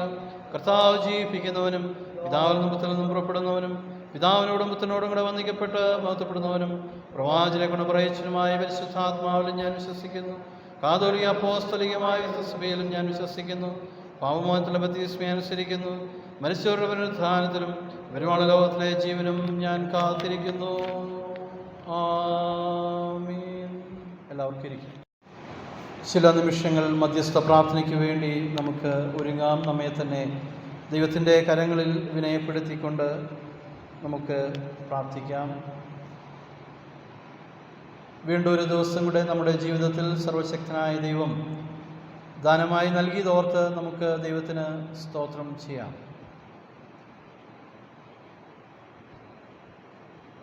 ഈ പ്രഭാതത്തിൽ ഉണർന്നെഴുന്നേറ്റ ദൈവത്തെ മഹത്വപ്പെടുത്തുവാൻ, ദൈവത്തെ ആരാധിക്കുവാൻ, ദൈവത്തിന് സ്തുതി സ്തോത്രങ്ങൾ അർപ്പിക്കുവാൻ നമ്മുടെ ജീവിതത്തിൽ ദൈവം അനുവദിച്ചതോർത്ത് സ്തോത്രം ചെയ്യാം. കഴിഞ്ഞൊരാഴ്ചക്കാലം ദൈവം നമ്മെ അതിശയകരമായി, അത്ഭുതകരമായി വഴി നടത്തി. രോഗത്തിൻ്റെയും ദുഃഖത്തിൻ്റെയും അപകടകരമായിട്ടുള്ള അനുഭവങ്ങളുടെയും നടുവിൽ നിന്നൊക്കെ ദൈവം നമ്മെ കാത്തു സൂക്ഷിച്ചു. കോഴി തൻ്റെ കുഞ്ഞുങ്ങളെ ചിറകിൻ്റെ മറവിൽ സൂക്ഷിക്കുന്നത് പോലെ കർത്താവ് നമ്മെ സൂക്ഷിച്ചത് ഓർത്ത് ദൈവത്തിന് സ്തോത്രം ചെയ്യാം. നമ്മുടെ ജീവിതത്തിൻ്റെ എല്ലാ നന്മകൾക്കും അനുഗ്രഹങ്ങൾക്കുമായി നമുക്ക് ദൈവത്തിന് സ്തോത്രം ചെയ്യാം. വ്യക്തിപരമായി, കുടുംബമായി, സഭയായി നാം അനുഭവിച്ച എല്ലാ കരുതലിനും ദൈവത്തിൻ്റെ സ്നേഹത്തിനും നടത്തിപ്പിനുമായി നമുക്ക് ദൈവത്തിന് സ്തോത്രം ചെയ്യാം. കർത്താവെ, മുന്നോട്ടുള്ള ജീവിതയാത്രയിൽ ഞങ്ങളെ തന്നെ വിനയപ്പെടുത്തിക്കൊണ്ട് ദൈവസന്നിധിയിൽ വിധേയപ്പെടുത്തിക്കൊണ്ട് ജീവിപ്പാൻ സഹായിക്കണമെന്ന് നമുക്ക് ദൈവസന്നിധിയിൽ പ്രാർത്ഥിക്കാം. പ്രത്യേകിച്ച് ഈ നാളുകളിൽ അനേകരെ നമ്മോട് പ്രാർത്ഥിക്കുവാനായി ആവശ്യപ്പെട്ടിട്ടുണ്ട്. രോഗത്തിൻ്റെ അവസ്ഥകളിൽ ആശുപത്രികളിലും ഭവനങ്ങളിലും കഴിയുന്നതായിട്ടുള്ള അനേക പ്രിയപ്പെട്ടവരുണ്ട്. ഈ ദിവസങ്ങളിൽ വിവിധമായ ചികിത്സയുടെ ആവശ്യങ്ങളുമായി വിവിധ ഇടങ്ങളിൽ ആയിരിക്കും നമ്മുടെ പ്രിയപ്പെട്ടവരുണ്ട്. സർജറിക്ക് ശേഷം വിശ്രമിക്കുന്നതായ നമ്മുടെ പ്രിയപ്പെട്ടവരുണ്ട്. ഈ നാളിൽ വിവിധമായ ട്രീറ്റ്മെൻറ്റുകൾക്ക് വേണ്ടി ഒരുങ്ങുന്നതായ പ്രിയപ്പെട്ടവരുണ്ട്. അവരെല്ലാം ദൈവത്തിൻ്റെ കരങ്ങളിൽ നമുക്ക് സമർപ്പിച്ച് പ്രാർത്ഥിക്കാം. പ്രത്യേകിച്ച് ഡയാലിസിസ് ചെയ്തുകൊണ്ടിരിക്കുന്ന പ്രിയപ്പെട്ടവരെ ദൈവസന്നിധിയിൽ ഓർക്കാം. മറ്റ് സർജറികൾക്ക് വിധേയപ്പെട്ട് ഭവനങ്ങളിലും ആശുപത്രികളിലുമായി വിശ്രമിക്കുന്നവരെ ഓർത്ത് പ്രാർത്ഥിക്കാം. ദീർഘനാളുകളായി രോഗക്കിടക്കയിലായിരിക്കുന്ന നമ്മുടെ പ്രിയപ്പെട്ടവരെ ദൈവസന്നിധിയിൽ ഓർത്ത് പ്രാർത്ഥിക്കാം. ദൈവത്തിൻ്റെ ധാരാളമായ കൃപ അവരുടെ മേലൊക്കെ വ്യാപരിക്കുവാൻ ആണിപ്പഴുതുകളാൽ മുറിഞ്ഞ കരങ്ങൾ കൊണ്ട് അവരെയൊക്കെ തൊട്ട് സൗഖ്യമാക്കണമെന്ന് ദൈവസന്നിധിയിൽ പ്രാർത്ഥിക്കാം. സാമ്പത്തിക ഞെരുക്കം അനുഭവിക്കുന്നവരെ ഓർക്കാം. കടഭാരങ്ങളിലൂടെ കടന്നു പോകുന്നവരെ ഓർത്തുകൊണ്ട് നമുക്ക് പ്രാർത്ഥിക്കാം. ജീവിതത്തിൻ്റെ വിവിധമായ പ്രശ്നങ്ങളുടെയും പ്രയാസങ്ങളുടെയും പ്രതിസന്ധികളുടെയും നടുവിലൂടെ കടന്നു പോകുന്നവരെ ഓർക്കാം. സമാധാനമില്ലാതെ ഭാരപ്പെടുന്ന ഭവനങ്ങളുണ്ട്. മദ്യപാനത്തിൻ്റെ പ്രയാസത്താൽ ഭാരപ്പെടുന്ന ഭവനങ്ങളുണ്ട്. കുഞ്ഞുങ്ങളുടെ വിദ്യാഭ്യാസത്തെക്കുറിച്ചും വിവാഹത്തെക്കുറിച്ചും ഓർത്ത് ഭാരപ്പെടുന്ന ഭവനങ്ങളുണ്ട്. കുഞ്ഞുങ്ങളുടെ ജീവിതത്തിൻ്റെതായ ചില അവസ്ഥകളെക്കുറിച്ച് ഓർത്ത് ഭാരപ്പെടുന്ന അനേക മാതാപിതാക്കളുണ്ട്. അവരെല്ലാം ദൈവസന്നിധിയിൽ ഓർത്തുകൊണ്ട് പ്രാർത്ഥിക്കാം. നമ്മുടെ യുവജനങ്ങളെ ദൈവസന്നിധിയിൽ ഓർത്ത് പ്രാർത്ഥിക്കാം. ദൈവത്തോട് ചേർന്ന് ജീവിപ്പാൻ അവരെ സഹായിക്കണമേ എന്ന ദൈവസന്നിധിയിൽ പ്രാർത്ഥിക്കാം. നമ്മുടെ കുഞ്ഞുങ്ങളെ ദൈവസന്നിധിയിൽ ഓർക്കാം. അവരാരും കർത്താവെ അങ്ങയിൽ നിന്ന് അകന്നു പോകുവാൻ, ദൈവത്തിൽ നിന്ന് അകന്ന് ജീവിപ്പാൻ ഇടയാകരുതേ എന്ന് നമുക്ക് പ്രാർത്ഥിക്കാം. എല്ലാ കുടുംബങ്ങളെയും ദൈവസന്നിധിയിൽ ഓർക്കാം. നമ്മുടെ ഇടവയെ പ്രത്യേകമായ ദൈവസന്നിധിയിൽ ഓർക്കാം. 400-ലധികം കുടുംബങ്ങളെ ദൈവസന്നിധിയിൽ സമർപ്പിച്ച് പ്രാർത്ഥിക്കാം. ആരും പിന്മാറ്റത്തിൻ്റെ അനുഭവത്തിലേക്ക് പോകാതെ കൊണ്ട് കർത്താവിനോട് ചേർന്ന് ജീവിപ്പാൻ സഹായിക്കണമേ എന്ന് നമുക്ക് പ്രാർത്ഥിക്കാം. ഇടവയുടെ ചെറുതും വലുതുമായിട്ടുള്ള എല്ലാ പ്രവർത്തനങ്ങളെയും ആവശ്യങ്ങളെയും ദൈവസന്നിധിയിൽ നമുക്ക് സമർപ്പിച്ചുകൊണ്ട് പ്രാർത്ഥിക്കാം. ഇടവയുടെ വിവിധമായ ശുശ്രൂഷകളിൽ സഹായിക്കുകയും സഹകരിക്കുകയും ചെയ്യുന്ന എല്ലാവരെയും ഓർത്ത് പ്രാർത്ഥിക്കാം. മഹായിടവയെ ഓർത്ത് പ്രാർത്ഥിക്കാം. അഭിമന്യ തിരുമേനിയും പട്ടക്കാരെയും ശുശ്രൂഷകരെയും മിഷണറിമാരെയും മിഷൻ പ്രവർത്തകരെയും എല്ലാം ദൈവസന്നിധിയിൽ ഓർത്തുകൊണ്ട് നമുക്ക് പ്രാർത്ഥിക്കാം. എല്ലാ സഭകളെയും സഭാപ്രവർത്തകരെയും സഭാ മേലധ്യക്ഷന്മാരെയും നമുക്ക് ദൈവസന്നിധിയിൽ ഓർക്കാം. നമ്മുടെ ഇടവയോടനുബന്ധിച്ച് നടത്തപ്പെടുന്നതായിട്ടുള്ള എല്ലാ പ്രവർത്തനങ്ങളെ ഓർക്കാം. പ്രത്യേകിച്ച് നമ്മുടെ എല്ലാ സ്കൂളുകളെയും ഹോസ്റ്റലുകളെയും ഹോസ്പിറ്റലിനെയും പാലിയേറ്റീവ് കെയറിനെയും മറ്റെല്ലാ പ്രവർത്തനങ്ങളെയും ദൈവസന്നിധിയിൽ നമുക്ക് സമർപ്പിച്ച് പ്രാർത്ഥിക്കാം. എല്ലാം ദൈവനാമമഹത്വത്തിനായി തീരുവാനിടയാകണമേ എന്ന് നമുക്ക് പ്രാർത്ഥിക്കാം. നമ്മിൽ നിന്ന് വിദൂരതയിൽ കഴിയുന്ന നമ്മുടെ പ്രിയപ്പെട്ടവരെ ഓർക്കാം. ഒരുപക്ഷെ നമ്മുടെ കുഞ്ഞുങ്ങൾ, നമ്മുടെ പ്രിയപ്പെട്ടവരെ, സഹോദരങ്ങളൊക്കെ ഈ കോവിഡിൻ്റെ പ്രയാസത്താൽ നാട്ടിലേക്ക് കടന്നു വരുവാൻ കഴിയാതെ ലോകത്തിൻ്റെ പല ഭാഗത്തായിരിക്കുന്നു. അവരൊക്കെ ആയിരിക്കുന്നിടങ്ങളിൽ അവരെല്ലാം സുരക്ഷിതമായി കാത്തു സൂക്ഷിക്കണമേ എന്ന് നമുക്ക് പ്രാർത്ഥിക്കാം. പ്രത്യേകിച്ച് ആതുര സേവന ശുശ്രൂഷ രംഗത്ത് പ്രവർത്തിക്കുന്നതായിട്ടുള്ള നമ്മുടെ എല്ലാ പ്രിയപ്പെട്ടവരെയും ദൈവസന്നിധിയിൽ ഓർക്കാം. അവരെയൊക്കെ സുരക്ഷിതരായി കാത്തു സൂക്ഷിക്കണമേ എന്ന് ദൈവസന്നിധിയിൽ നമുക്ക് പ്രാർത്ഥിക്കാം. ഇന്ന് പ്രഭാതത്തിൽ നാം ദൈവസന്നിധിയിലായിരിക്കുമ്പോൾ നമ്മുടെ വ്യക്തിപരമായ ആവശ്യങ്ങൾ, ജീവിതത്തിൻ്റെ ഭാരങ്ങളെയൊക്കെ ദൈവത്തിൻ്റെ കരങ്ങളിൽ സമർപ്പിക്കാം. മറ്റുള്ളവരോട് തുറന്നു പറയുവാൻ കഴിയാത്ത ഒരുപാട് വേദനകളും ഭാരങ്ങളും നമ്മുടെ ജീവിതത്തിൽ ഉണ്ടായിരിക്കാം. നുറുങ്ങിയ ഹൃദയമുള്ളവർക്ക് യഹോവ സമീപസ്ഥൻ, മനസ്സ് തകർന്നവരെ രക്ഷിക്കുന്നു. തകർന്നും നുറുങ്ങിയിരിക്കുന്ന ഹൃദയത്തെ ദൈവമേ നീ നിരസിക്കുകയില്ല എന്ന് അങ്ങയുടെ വചനമുണ്ടല്ലോ. ആ വചനത്തിൻ്റെ മുമ്പിൽ നമുക്ക് നമ്മെ തന്നെ വിനയപ്പെടുത്താം. നമ്മുടെ വ്യക്തിപരമായ ആവശ്യങ്ങളെ, നമ്മുടെ കുടുംബത്തിൻ്റെ ആവശ്യങ്ങളെ, സഭയുടെ ആവശ്യങ്ങളെല്ലാം ദൈവസന്നിധിയിൽ നമുക്ക് വിനയപ്പെടുത്താം. കർത്താവിൻ്റെ മേശയെങ്കിലേക്ക് കടന്നു വരുവാൻ ഒരുങ്ങുമ്പോൾ നമ്മെ തന്നെ പൂർണ്ണമായി ദൈവത്തിൻ്റെ കരങ്ങളിൽ വിനയപ്പെടുത്തിക്കൊണ്ട് ഒരു നിമിഷം ശാന്തമായി നമുക്ക് പ്രാർത്ഥിക്കാം.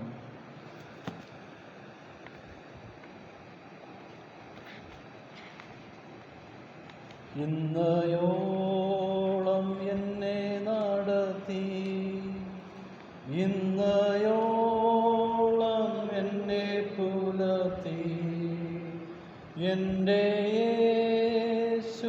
എത്ര നല്ലവൻ, അവനെന്നുമെന്നും മതിയായവൻ. എൻ്റെ യേശു എത്ര നല്ലവൻ, അവനെന്നുമെന്നും മതിയായവൻ.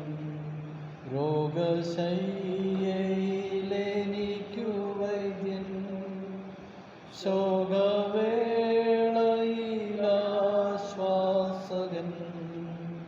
കൊടും വെയിലതിൽ തണലുമാവൻ.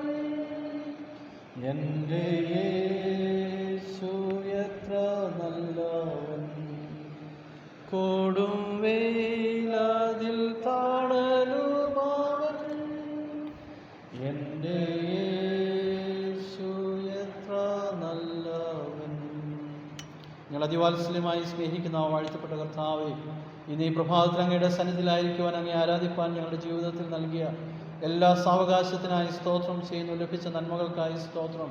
ഞങ്ങൾ വന്നുപോയ കുറവുകളെ ഞങ്ങളോട് ക്ഷമിക്കണം. അങ്ങയോട് ചേർന്ന് ജീവിപ്പാൻ ഞങ്ങളെ സഹായിക്കണം കർത്താവെ. അനേക കാര്യങ്ങൾ അങ്ങയുടെ സന്നിധിയിൽ ഞങ്ങളെ സമർപ്പിച്ചുകൊണ്ട് പ്രാർത്ഥിച്ചുകൊണ്ട് കർത്താവെ, അതിന്മേലൊക്കെ കർത്താവെ അവിടുന്ന് പ്രവർത്തിക്കുന്ന ദൈവമാകിയാൽ സ്തോത്രം ചെയ്യുന്നു.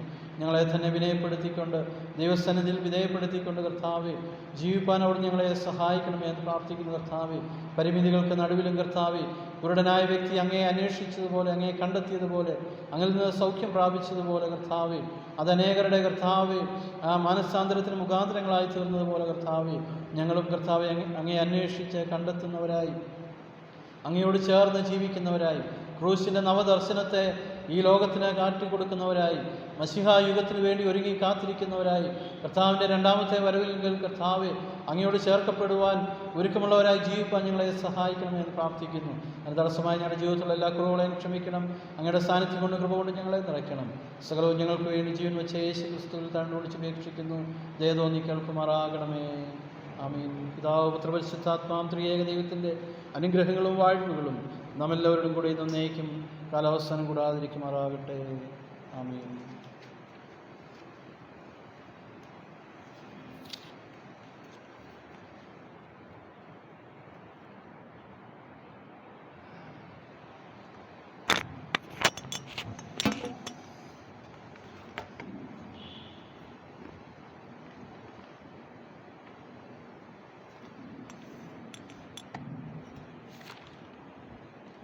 ദാനാർപ്പണത്തിനായിട്ട് നമുക്ക് എല്ലാവർക്കും എഴുന്നേറ്റ് നിൽക്കാം.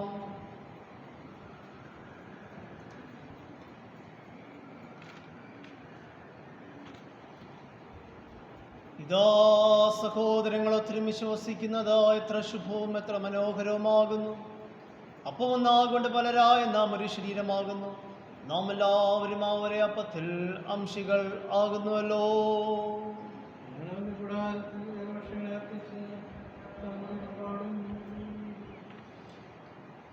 സമാധാനത്തിൻ്റെയും നിരപ്പിൻ്റെയും അടയാളമായ കയ്യസൂരി നമുക്ക് അന്യോന്യം കൈമാറാം.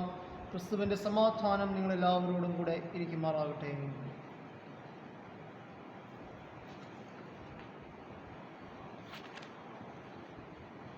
നിൽക്കുമ്പോൾ തന്നെ ജ്ഞാനകീർത്തനങ്ങളിൽ 89-ാമത്തെ കീർത്തനം നമുക്ക് പാടാം. കീർത്തനം 89.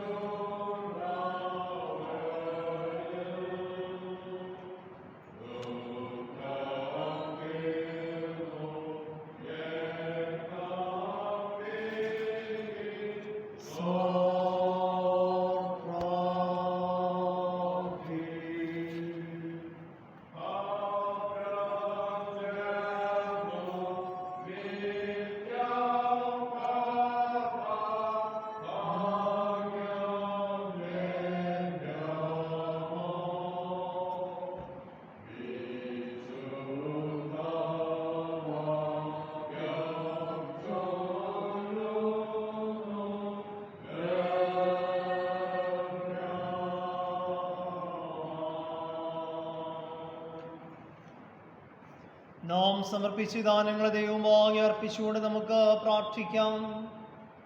നിന്റെ പ്രിയപുത്രന്റെ രക്തത്താൽ നിന്റെ കൃപാസനത്തിലേക്കുള്ള പുതുവഴിയെ പ്രതിഷ്ഠിച്ചിരിക്കുന്ന പരിശുദ്ധ പിതാവേ, അവൻ മുഖാന്തരം അയോഗ്യരായി ഞങ്ങൾ നിങ്കിലേക്ക് അടുത്തു വരുന്നു. സ്വർഗത്തിലും ഭൂമിയിലുമുള്ളതെല്ലാം നിനക്കുള്ളതല്ലോ. നിന്റെ കയ്യിൽ നിന്ന് വാങ്ങി ഞങ്ങൾ നിനക്ക് തരുന്നതേയുള്ളൂ. ഞങ്ങളെയും ഞങ്ങളുടെ ദാനങ്ങളെയും നീ കൈക്കൊണ്ട് നിന്റെ മഹത്വത്തിനായി ഉപയോഗിക്കണമെന്ന് താഴ്മയോടെ ഞങ്ങൾ നിന്നോട് അപേക്ഷിക്കുന്നു. നമുക്കെല്ലാവർക്കും മുട്ടുകളെ മടക്കി താഴെയുള്ള പ്രാർത്ഥന ഒരുമിച്ച് ചേർന്ന് ചൊല്ലാം. യേശുവേ, ശ്രേഷ്ഠ മഹാപുരോഹിതനായുള്ളവേ, നിശിഷ്യന്മാരുടെ നടുവിൽ നീ സന്നിഹിതനായിരുന്ന പോലെ ഞങ്ങളുടെ മധ്യത്തിലും വന്ന് പങ്കുനിൽക്കുന്നതിൽ നിന്നെ തന്നെ ഞങ്ങൾക്ക് വെളിപ്പെടുത്തി തരണമെന്ന് പിതാവിനോടും പരിശുദ്ധ നിന്നോട് ഞങ്ങൾ അപേക്ഷിക്കുന്നു. കർത്താവ് നിങ്ങളോടുകൂടെ ഇരിക്കട്ടെ. നിങ്ങളുടെ ഹൃദയങ്ങളെ ഉയർത്തുവീൻ. നമ്മുടെ ദൈവമായ കർത്താവിന് നമുക്ക് സ്തോത്രം ചെയ്യാം.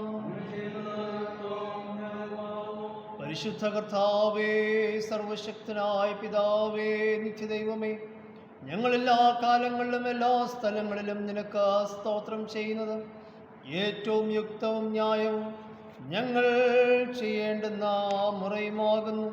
ഞങ്ങളുടെ കർത്താവായ യേശു ക്രിസ്തു മൂലം തന്നെ അവൻ ഞങ്ങളെപ്പോലെ സകലത്തിലും പരീക്ഷിക്കപ്പെട്ടെങ്കിലും പാപമില്ലാത്തവനായിരുന്നു. അവൻ്റെ കൃപയാൽ എല്ലാ പാപവികാരങ്ങളെയും കീഴ്പ്പെടുത്തുവാനും ഇനിയും ഞങ്ങൾക്ക് വേണ്ടിയല്ല, ഞങ്ങൾക്കായി മരിച്ച് വീണ്ടും ഉയർത്തെഴുന്നേറ്റവന് വേണ്ടി ജീവിക്കുവാനും അവൻ ഞങ്ങളെ പ്രാപ്തിപ്പെടുത്തുകയും ചെയ്യുന്നു. അതുകൊണ്ട് ദേവതന്മാരോടും പ്രധാന ദേവതന്മാരോടും സ്വർഗത്തിലെ സകല സംഘത്തോടും കൂടെ ഞങ്ങളെപ്പോഴും നിന്നെ സ്തുതിച്ചും സൈന്യങ്ങളുടെ ദൈവമായ കർത്താവ് പരിശുദ്ധൻ പരിശുദ്ധൻ പരിശുദ്ധൻ, ആകാശവും ഭൂമിയും നിന്റെ മഹത്വം കൊണ്ട് നിറഞ്ഞിരിക്കുന്നു. കൂടുതലായ കർത്താവേ, നിനക്ക് മഹത്വം എന്ന് ചൊല്ലി നിന്റെ മഹത്വമുള്ള നാമത്തെ പുകഴ്ത്തി മഹത്വപ്പെടുത്തുന്നു.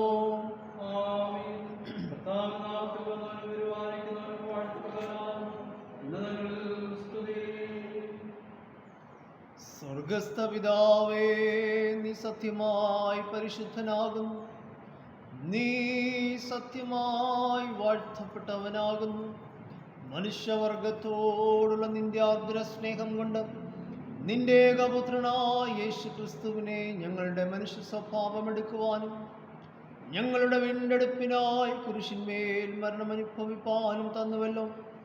അവനൊരിക്കലായി തന്നെ ഏക വഴിപാടായി അർപ്പിച്ചതിനാൽ സർവ്വലോകത്തിൻ്റെയും പാപങ്ങൾക്കായിട്ട് തികവായി പൂർണ്ണമായി മതിയാകുന്ന യാഗവും വഴിപാടും പ്രതിശാന്തിയും തികയ്ക്കുകയും താൻ വീണ്ടും വരുവോളം തൻ്റെ വിലയേറിയ മരണത്തെക്കുറിച്ച് ഇടപെടാതുള്ള ഓർമ്മയെ നിയമിക്കുകയും അതിനെപ്പോഴും ആചരിക്കണമെന്ന് തൻ്റെ വിശുദ്ധ സുവിശേഷത്തിൽ ഞങ്ങളോട് കൽപ്പിക്കുകയും ചെയ്തുവല്ലോ. അവൻ താൻ ഒറ്റിക്കൊടുക്കപ്പെട്ട രാത്രിയിൽ തന്നെ അപ്പം എടുത്തു, സ്തോത്രം ചൊല്ലി അതിനെ നുറുക്കി തൻ്റെ ശിഷ്യന്മാർക്ക് കൊടുത്തു പറഞ്ഞു, വാങ്ങി ഭക്ഷിപ്പിൻ, ഇത് നിങ്ങൾക്ക് വേണ്ടി നൽകപ്പെടുന്ന എൻ്റെ ശരീരമാകുന്നു. എൻ്റെ ഓർമ്മയ്ക്കായി ഇത് ചെയ്യുവീൻ. അത്താഴം കഴിഞ്ഞതിൻ്റെ ശേഷം അപ്രകാരം തന്നെ അവൻ പാനപാത്രമെടുത്തു, സ്തോത്രം ചൊല്ലി അവർക്ക് കൊടുത്തു പറഞ്ഞു, നിങ്ങളെല്ലാവരും ഇതിൽ നിന്ന് കുടിപ്പിൻ. എന്തെന്നാൽ ഇത് നിങ്ങൾക്ക് വേണ്ടിയും അനേകർക്ക് വേണ്ടിയും പാപമോചനത്തിനായി ചൊരിയപ്പെടുന്ന പുതിയ നിയമത്തിലുള്ള എൻ്റെ രക്തമാകുന്നു. നിങ്ങളിത് കുടിക്കുമ്പോഴൊക്കെയും എൻ്റെ ഓർമ്മയ്ക്കായി ചെയ്യുവീൻ.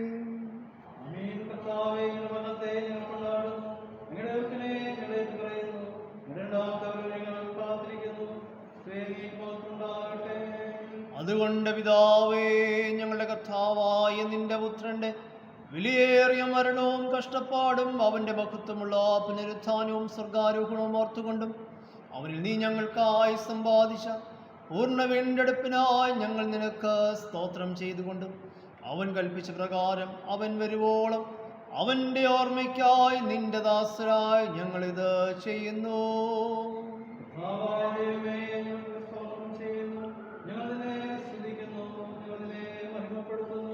കരുണയുള്ള പിതാവേ, ഞങ്ങളെയും നിന്റെ ഈ ദാനങ്ങളായ അപ്പത്തെയും വീഞ്ഞിനെയും നിന്റെ പരിശുദ്ധാത്മാവിനാൽ ശുദ്ധീകരിച്ച് ഞങ്ങൾ മുറിക്കുന്ന ഈ അപ്പം ക്രിസ്തുവിൻ്റെ ശരീരത്തിൻ്റെ കൂട്ടായ്മയും ഞങ്ങൾ വാഴ്ത്തുന്ന ഈ പാനപാത്രം ക്രിസ്തുവിൻ്റെ രക്തത്തിൻ്റെ കൂട്ടായ്മയുമാകേണ്ടതിന് കൃപ നൽകണമെന്ന് ഞങ്ങൾ താഴ്മയോടെ അപേക്ഷിക്കുന്നു.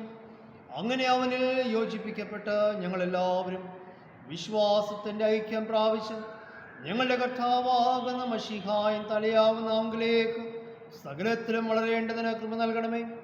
അവൻ മൂലമായും അവനോട് കൂടെയും പരിശുദ്ധാത്മാവിൻ്റെ ഐക്യത്തിൽ സർവശക്തനായ പിതാവേ, നിനക്ക് സകല ബഹുമാനവും മഹത്വവും കാലാവസാനം കൂടാതെ ഉണ്ടായിരിക്കട്ടെ.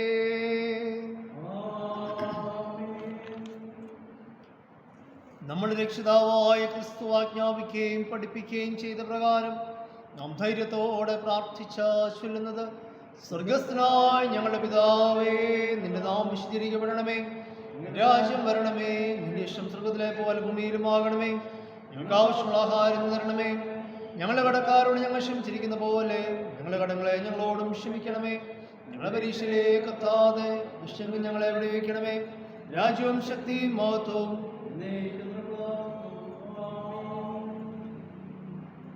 തിരുമേശയുടെ അനുഭവത്തിലേക്ക് അടുത്തു വരുന്നതിന് മുമ്പായി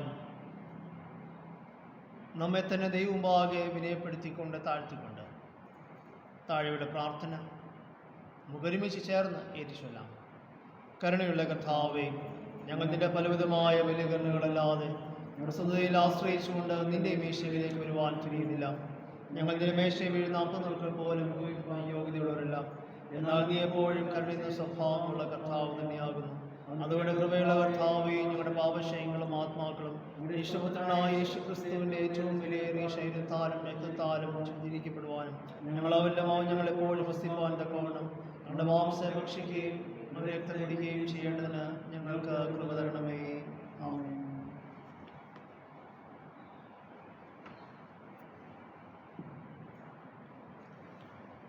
നാം നോക്കുന്നപ്പം ക്രിസ്തുവിൻ്റെ ശരീരത്തിൻ്റെ കൂട്ടായ്മയല്ലയോ? ലോകത്തിന്റെ ഭാഗത്തെ ചുമർക്കുന്നതിനായ കുഞ്ഞാടെ ഞങ്ങളോട് കരുണയുണ്ടാകണമേ. ലോകത്തിന്റെ ഭാഗത്തെ ചുമർക്കുന്നതിനായ ദൈവത്തിന്റെ കുഞ്ഞാടെ ഞങ്ങളോട് കരുണയുണ്ടാകണമേ. ലോകത്തിന്റെ ഭാഗത്തെ ചുമർക്കുന്നതിനായ ദൈവത്തിന്റെ കുഞ്ഞാടെ നിന്റെ സമാധാനം ഞങ്ങൾക്ക് നൽകണമേ.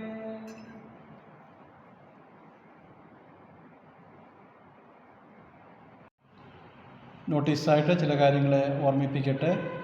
മുമ്പറിയിച്ചതുപോലെ എല്ലാ ബുധനാഴ്ചയും വൈകുന്നേരം 6:30 മണിക്ക് സന്ധ്യ ആരാധനയും ധ്യാനവും നടത്തപ്പെടുന്നുണ്ട്. അതിൽ കഴിവുള്ളിടത്തോളം ആളുകൾ പങ്കുചേരുവാനായിട്ട് ശ്രമിക്കണം. വെള്ളിയാഴ്ച ദിവസം രാവിലെ 9 മണിക്ക് വിശുദ്ധ സംസർഗ ശുശ്രൂഷയോടുകൂടിയുള്ള ആരാധന നടത്തപ്പെടുന്നു. കൂടുതൽ ആളുകൾക്ക് അതിൽ പങ്കെടുക്കുവാനായിട്ടുള്ള സാഹചര്യമുണ്ട്. ഞായറാഴ്ചയും രാവിലെ 9 മണിക്ക് വിശുദ്ധ സംസർഗ ശുശ്രൂഷയോടുകൂടിയുള്ള ആരാധന നടത്തപ്പെടുന്നതാകും. നോട്ടീസ് ബോർഡിൽ ഈ ആഴ്ചയിൽ കഴിഞ്ഞ ഒരു വർഷം വഞ്ചിക സമർപ്പിച്ച സ്ത്രീജന സഖ്യത്തിൻ്റെ വഞ്ചിക സമർപ്പിച്ചവരുടെ ലിസ്റ്റ് നോട്ടീസ് ബോർഡിൽ ഇട്ടിട്ടുണ്ട്. ഇതോടൊപ്പം തന്നെ കഴിഞ്ഞ വർഷം രജിസ്റ്റർ ചെയ്തതായിട്ടുള്ള വ്യക്തികളുടെ പേര് നോട്ടീസ് ബോർഡിൽ ക്രമീകരിച്ചിട്ടുണ്ട്. അതനുസരിച്ചായിരിക്കും 2020-2023 വർഷത്തേക്കുള്ള സ്ത്രീജന സഖ്യത്തിൻ്റെ വാർഷിക തെരഞ്ഞെടുപ്പ് നടത്തുന്നത്. അവരുടെ പേരുകൾ നോട്ടീസ് ബോർഡിൽ ക്രമീകരിച്ചിട്ടുണ്ട്. മുമ്പ് ഓർമ്മിപ്പിച്ചതനുസരിച്ചും ഇടവദൂതനിൽ പ്രസിദ്ധീകരിച്ചിരിക്കുന്നതനുസരിച്ചും മാർച്ച് മാസം 21-ാം തീയതി സ്ത്രീജന സഖ്യ ഞായറാഴ്ച ആയിട്ട് ആചരിക്കപ്പെടുന്നത്. അന്ന് വഞ്ചിക സമർപ്പണത്തിനുള്ള അവസരമുണ്ട്. അതോടൊപ്പം തന്നെ ആരാധനയ്ക്ക് ശേഷം 2020-23 വർഷത്തേക്കുള്ള സ്ത്രീജന സഖ്യത്തിൻ്റെ വാർഷിക തെരഞ്ഞെടുപ്പും അതേ ദിവസം നടത്തപ്പെടുന്നതാകുന്നു എന്ന് പ്രത്യേകമായിട്ട് ഓർപ്പിക്കുന്നു. നോമ്പ് കാലഘട്ടത്തിലെ ആരാധനയും അതോടൊപ്പം തന്നെ കഷ്ടാനുഭവ ആഴ്ചയിലെ ആരാധനയുടെ ക്രമീകരണങ്ങളെല്ലാം വാർഷിക നമ്മുടെ ഇടവക തോതിൽ ഇട്ടിട്ടുണ്ട്. ഒരു വർഷം നമ്മൾ പൂർത്തീകരിക്കാനായിട്ട് പോവുകയാകുന്നല്ലോ. മാർച്ച് 31 മുമ്പായിട്ട് പിടിയേരി കുടിശ്ശിക, മാസവരി കുടിശ്ശിക, പിടിയേരി ലേല കുടിശ്ശിക എന്നിവകൾ തന്നു തീർക്കുവാൻ എല്ലാ ഇടവാങ്ങളും ശ്രമിക്കണം. അതോടൊപ്പം തന്നെ പാരിഷ് ഹോളിൻ്റെ പുനരുത്ഥാനത്തിന് വേണ്ടി നിങ്ങൾ വാഗ്ദത്തം ചെയ്തതായിട്ടുള്ള തുകകൾ ആരെങ്കിലും കൊടുത്തു തീർക്കാനുണ്ടെങ്കിൽ അത് കഴിവുള്ളിടത്തോളം മാർച്ച് 31 മുമ്പായി കൊടുത്തു തീർക്കുവാനായിട്ട് ശ്രമിക്കണമേ എന്ന് പ്രത്യേകമായിട്ട് ഓർമ്മിപ്പിക്കുന്നു. ഇടവക ദൂതൻ എല്ലാ ഭവനങ്ങളിലും എത്തിക്കുന്നതിന് വേണ്ടുന്ന ക്രമീകരണങ്ങൾ ചെയ്തിട്ടുണ്ട്. വഞ്ചികയുടെ കവറുകൾ എത്തിക്കുന്നതിനും അതോടൊപ്പം തന്നെ കനിവ് സമർപ്പണത്തിൻ്റെ കവറുകളെല്ലാം ഭവനങ്ങളിലും എത്തിക്കുന്നതിന് ക്രമീകരണം ചെയ്തിട്ടുണ്ട്. കൂടുതൽ ആളുകളുടെ സഹകരണം ഈ കാര്യത്തിൽ ഉണ്ടാകണമേ എന്ന് പ്രത്യേകമായിട്ട് ഓർമ്മിപ്പിക്കുന്നു. ബാങ്ക് വഴി നിങ്ങളുടെ മാസവരി കുടിശ്ശികളോ ലേല കുടിശ്ശികളോ ഒക്കെ അയക്കുവാനായിട്ട് ആഗ്രഹിക്കുന്നുണ്ടെങ്കിൽ ഈ മാസം ഇടവക ദൂതനിൽ അക്കൗണ്ട് നമ്പറുകൾ ചേർത്തിട്ടുണ്ട്. എന്നാൽ നിങ്ങൾ ബാങ്കുകൾ വഴി പണം അയക്കുമ്പോൾ അത് വികാരിയോ സഹവികാരിയോ ട്രഷററിനെയോ അറിയിക്കേണ്ടത് ആവശ്യമാണ്. എങ്കിൽ മാത്രമേ അത് കൃത്യമായിട്ട് രേഖപ്പെടുത്തുവാനായിട്ട് സാധിക്കുകയുള്ളൂ. അതുകൊണ്ട് നിങ്ങളുടെ സഹകരണം ഈ കാര്യങ്ങളിലെല്ലാം ഉണ്ടാകണമേ എന്ന് പ്രത്യേകമായിട്ട് പ്രാർത്ഥിക്കുന്നു. സർവശക്തനായ ദൈവം നമ്മെ അനുഗ്രഹിക്കുമാറാകട്ടെ. സമാപന പ്രാർത്ഥനയ്ക്കായിട്ട് നമുക്ക് കണ്ണുകളെ അടയ്ക്കാം. ഞങ്ങളെ സ്നേഹിക്കുകയും ഞങ്ങളെ കരുതുകയും ചെയ്യുന്ന ഞങ്ങളുടെ ദൈവമേ, സ്വർഗ്ഗപിതാവേ, ഈ അനുഗ്രഹിക്കപ്പെട്ട വിശുദ്ധമായ ദിനം ദൈവസന്നിധിയിൽ ഒരുമിച്ച് കടന്നു വന്ന ദൈവത്തെ ആരാധിപ്പാനും മഹത്വപ്പെടുത്തുവാനും ബലഹീനരാവുന്ന അടിയങ്ങൾക്ക് അവിടെ നൽകി തന്ന ഭാഗ്യത്തിനായിട്ട് സ്തോത്രം ചെയ്യുന്നു. കർത്താവേ, ആരാധനയുടെ സന്തോഷവും ആരാധനയിലൂടെ ഞങ്ങളുടെ ജീവിതത്തിൽ ലഭിക്കുന്ന ആ ചൈതന്യത്തെയും അനുഗ്രഹത്തെയും സമാധാനത്തെയും അവിടുന്ന് അനുഭവിപ്പാൻ ഞങ്ങളെ അവിടുന്ന് ഒരുക്കിയതോർത്ത സ്തോത്രം. കർത്താവെ, തുടർന്നും ഈ ലോകത്തിൽ കർത്താവെ അനുഗ്രഹിക്കപ്പെട്ടവരായിട്ട് കർത്താവിൻ്റെ നല്ല സാക്ഷികളായി ജീവിപ്പാൻ ഞങ്ങളെ അവിടുന്ന് ഒരുക്കണമെന്ന് പ്രാർത്ഥിക്കുന്നു. ഞങ്ങളിന്ന് കേട്ടതുപോലെ ആ കുരിശിൻ്റെ അനുഭവം കർത്താവെ അവിടെ ഞങ്ങളുടെ ജീവിതത്തിൽ നൽകണമെന്ന് പ്രാർത്ഥിക്കുന്നു. കർത്താവെ, ആ കുരിശിൻ്റെ കഷ്ടതകളും കർത്താവെ കുരിശിൻ്റെ വേദനകളും ഒക്കെ ഉൾക്കൊള്ളുവാനും കർത്താവെ ആ യാതനയുടെ യഥാർത്ഥമായ അർത്ഥത്തെ ഉൾക്കൊണ്ടുകൊണ്ട് ഈ ലോകത്തിൽ കർത്താവിന് പ്രസാദമുള്ളവരായി കർത്താവെ അനേകരുടെ മുമ്പിൽ കർത്താവ് നല്ല മാതൃകയുള്ളവരായി ഞങ്ങളുടെ ജീവിതങ്ങളെ ക്രമപ്പെടുത്തുവാൻ ഞങ്ങളെ ഒരുക്കണമെന്ന് പ്രാർത്ഥിക്കുന്നു. കർത്താവ് വിവിധ ഇടങ്ങളിൽ ഇരുന്നു കൊണ്ട് ഈ ആരാധനയിൽ പങ്കുചേരുന്ന എല്ലാവരെയും കർത്താവെ അവിടുന്ന് അനുഗ്രഹിക്കണമെന്ന് പ്രാർത്ഥിക്കുന്നു. പ്രത്യേകിച്ച് കർത്താവെ കോവിഡ് വ്യാപനം കർത്താവെ അവിടുന്ന് ഇത്രത്തോളം നിയന്ത്രണ വിധേയമായി തീരുവാൻ അവിടുന്ന് സഹായിക്കുന്നത് ഓർത്ത് സ്തോത്രം ചെയ്യുന്നു. പൂർണ്ണമായി ഞങ്ങളുടെ സമൂഹവും രാജ്യവും ഈ പ്രപഞ്ചം ഒന്നാകെ ഈ ലോകത്തു നിന്ന് മുക്തരായി ദൈവത്തിങ്കിലേക്ക് മടങ്ങി വന്ന് ദൈവത്തോട് ചേർന്ന് ഞങ്ങളുടെ യാത്രകളെ തുടരുവാൻ അവിടെ ഞങ്ങളെ ഒരുക്കണമേ, സഹായിക്കണമേ എന്ന് പ്രാർത്ഥിക്കുന്നു. തിരുമുമ്പാകെ സമർപ്പിച്ച എല്ലാ പ്രാർത്ഥനകളെയും ദൈവമേ അവിടുന്ന് കേട്ട് ഉത്തരം നൽകണമേ എന്ന് പ്രാർത്ഥിക്കുന്നു. കൃപയിൽ വഴി നടത്തിയാട്ട് യേശു കർത്താവിൻ്റെ വിലയേറിയ നാമത്തിൽ തന്നെ. സകലാ ബുദ്ധിയെയും കവിയുന്ന ദൈവസമാധാനം ദൈവത്തെയും അവൻ്റെ പുത്രനും നമ്മുടെ കർത്താവുമായ യേശു ക്രിസ്തുവിനെയും കുറിച്ചുള്ള അറിവിലും സ്നേഹത്തിലും നിങ്ങളുടെ ഹൃദയങ്ങളെയും മനസ്സുകളെയും കാക്കട്ടെ. ഇങ്ങനെ പിതാവും പുത്രനും പരിശുദ്ധാത്മാവുമായ സർവശക്തനായ ദൈവത്തിൻ്റെ അനുഗ്രഹം നിങ്ങളുടെ ഇടയിലുണ്ടായി എല്ലായ്പ്പോഴും നിങ്ങളോട് കൂടെ ഇരിക്കട്ടെ.